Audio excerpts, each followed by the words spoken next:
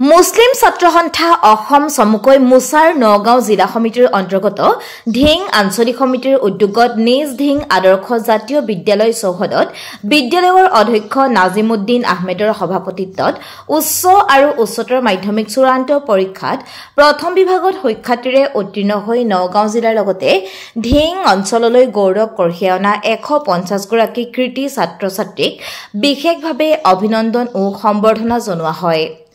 সম্বৰ্ধনা সভাৰ উদ্দেশ্য ব্যাখ্যা কৰে মুছা ঢিং আঞ্চলিকৰ সাধাৰণ সম্পাদক ইকৰামুল কৰিমে।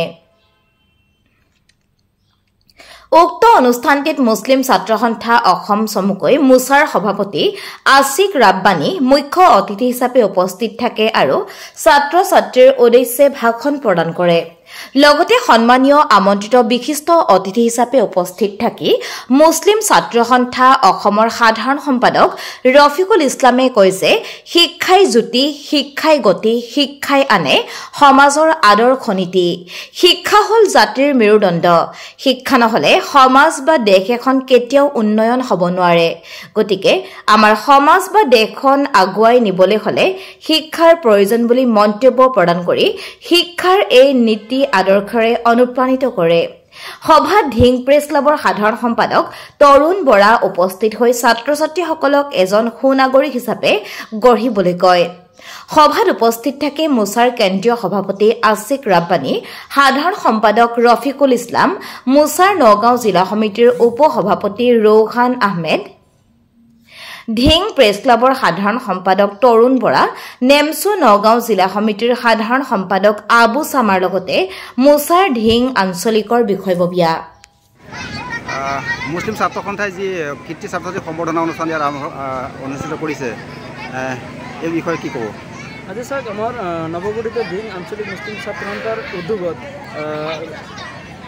উচ্চতৰ মাধ্যমিক শিক্ষান্ত পৰীক্ষাত আৰু হাইস্কুল শিক্ষান্ত পৰীক্ষাত উত্তীৰ্ণ ছাত্ৰ ছাত্ৰীসকলক অভিনন্দন অনুষ্ঠান আজি আয়োজন কৰা হৈছিলে। তাত উপস্থিত মই এটা কথা ক'ম, যিহেতু আমাৰ মুছলিম অধ্যুষিত অঞ্চলত শিক্ষাৰ বিস্তাৰ এতিয়ালৈকে পিছ পৰি আছে, শিক্ষাৰ ক্ষেত্ৰত আমাৰ মানুহখিনি পিছ পৰি আছে।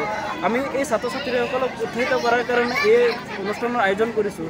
যিহেতু আমাৰ এই অঞ্চলৰ লগতে বিশেষকৈ বৃহত্তৰ ঢিং মইৰাবাৰী অঞ্চলত, চহৰ অঞ্চলতো এতিয়া শিক্ষাৰ প্ৰভাৱ আজিলৈকে বিস্তাৰ হোৱা নাই, কাৰণ এই ক্ষেত্ৰত আমাৰ সংখ্যালঘু মুছলিমখিনি এতিয়া পিছ পৰি আছে। গতিকে আমি এটাই বাৰ্তা প্ৰেৰণ কৰিম যেন এটা জাতিৰ মেৰুদণ্ড হৈছে শিক্ষা। শিক্ষা অবিহনে কোনো এটা সম্প্ৰদায় আগবাঢ়ি যাব নোৱাৰে। গতিকে এই ক্ষেত্ৰত আমাৰ ছাত্ৰ ছাত্ৰীসকলক উৎসাহিত কৰাটো আমাৰ কৰ্তব্য বুলি আমি ভাবোঁ। গতিকে আমি এটা কথা স্পষ্টভাৱে ক'ব বিচাৰিছোঁ যেন আজিৰ তাৰিখত শিক্ষা অবিহনে কোনো কামেই নাই। গতিকে আপোনালোকে নিজৰ মেধাৰ জৰিয়তে ছাত্ৰ ছাত্ৰীসকলে দেখাই দিব লাগে যেন আমি অন্ততঃ মেধাৱী ছাত্ৰ ছাত্ৰীসকলে নিজৰ যিখিনি কৰণীয় বা ত্যাগৰ জৰিয়তে আমি আত্মপ্ৰকাশ কৰিব লাগিব। আজি ছাত্ৰ ছাত্ৰীসকলে বিভিন্ন ধৰণৰ কাৰিকৰী বিভাগতো যাব লাগিব। আজি তেওঁলোকে IAS, ACS বা APSC দিব লাগিব। তেনেকুৱা প্ৰেৰণামূলক উৎসাহিত কৰাৰ কাৰণে আমাৰ এই অনুষ্ঠানসমূহ পতা হয়। বিগত দিনতো আমাৰ এই কাৰ্যসূচী চলিছিলে আৰু অনাগত দিনত থাকিব। আজি আমি বিশেষকৈ সুকীয়াকৈ আমাৰ এটা মুছলিম ছাত্ৰ সন্থা এটা আমি ঘোষণা কৰিব বিচাৰিছোঁ যেন যিসকল ছাত্ৰ ছাত্ৰী আৰ্থিকভাৱে দুৰ্বল, তেওঁলোকে হয়তো টকা পইচাৰ অভাৱত লিখা পঢ়া কৰিব পৰা নাই, তেওঁলোকে আমাৰ বিভাগৰ লগত যোগাযোগ কৰক। আমি যিমান দূৰ পাৰোঁ তেওঁলোককো আৰ্থিকভাৱে আমি সহায় কৰাৰ চেষ্টা কৰিম। ধন্যবাদ।